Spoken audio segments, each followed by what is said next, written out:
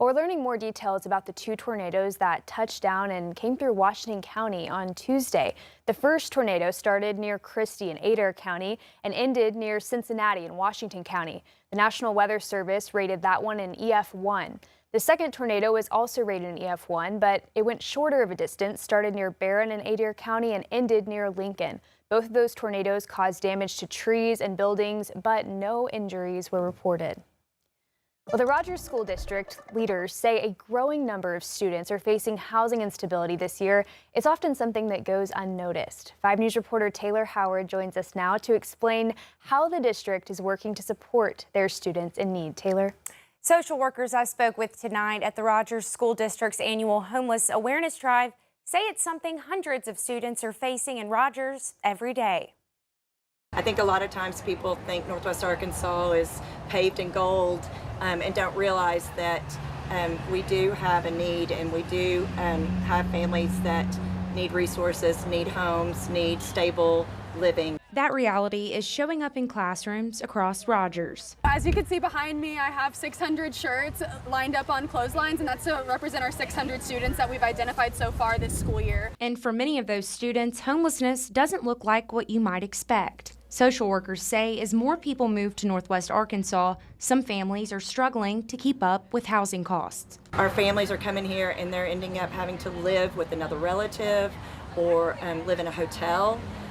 They're also living in their car or at campsites. A University of Arkansas study found about 26% of the homeless population across Northwest Arkansas is under 18. That's what led to efforts like this Homeless Awareness Drive. People don't know what we need unless there's people able to say, hey, this is a need that we have in our community. Rogers, Springdale, and Fayetteville school districts hold these drives every year, collecting essentials for students in need. I think the small little gestures really make a difference. In the world too, huh? The drive in Rogers ended today, but if you're looking to donate to those in need, nonprofits like Seven Hills Homeless Center in Fayetteville and Peace at Home Family Shelter in Springdale accept clothing and hygiene products daily. Taylor Howard, 5 News. Thank you, Taylor. In the war with Iran, President Trump says negotiations will continue this weekend. It comes after Iran says it will reopen the Strait of Hormuz to commercial traffic. The president appeared at an event in Arizona today and says there's been more progress in getting a peace deal done. Trump says Iran has agreed to all of the U.S. points, including removing enriched uranium and reopening the strait. But experts say it'll take time before tanker traffic will return to normal in the Middle East. A full reopening is going to take up to 6 months. And the reason for that is there's been so much damaged infrastructure in the Mideast Gulf that to get back to normalized exports is going to take a long time. Commercial relations remains fragile as the U.S. blockade against Iranian ships is still in place. An Iran official said tonight if the blockade stays, the Strait of Hormuz will likely close again. Crude oil prices fell today, and the stock market saw a record jump because of the strait reopening. It didn't have a drastic effect at the gas pumps in Arkansas, but the average gallon price was down 2 pennies from yesterday. The national average also fell 2 pennies, but still up more than a quarter from last month. Lawmakers say Medicaid expansion costs have far surpassed what voters anticipated when they voted to pass the program in 2020, and now they're looking at ways to ease cost burden in the future. Haley Heatrick tells us about 2 measures moving through the Oklahoma Capitol that would help bring down the costs. HB 4440 having received 30 aye votes and 8 nay votes, I declare the same to have passed. 2 measures moving through the state capitol that would impact Medicaid expansion.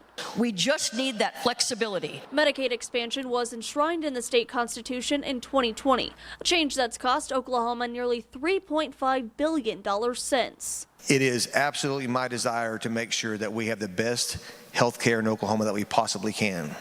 But at the same time, there are a lot more needs in this state than just health care. Now Republican leaders are introducing 2 options that would go to a vote of the people that could move Medicaid expansion from the state constitution to state statute, which they say gives the legislature better control of it. This is about making sure that we can do what 38 other states do and manage this population. A main change: if the federal match drops below 90%, Oklahoma could opt out of Medicaid expansion. It simply says that obligation in the Constitution would cease to exist. And that would be true even if the federal government decided to raise the match. This measure is not about preserving Medicaid expansion. It is about removing the only protection that guarantees it. Democrats say this undermines voters and will have a negative impact on rural hospitals already hurting. Medicaid expansion has reduced the uninsured rate, improved access to preventive care, and strengthened hospitals across our state. Over 280,000 Oklahomans now have coverage because of it. Ultimately, letting the voters decide once again the future of Medicaid expansion. This is a big deal. That was Haley Hetrick reporting.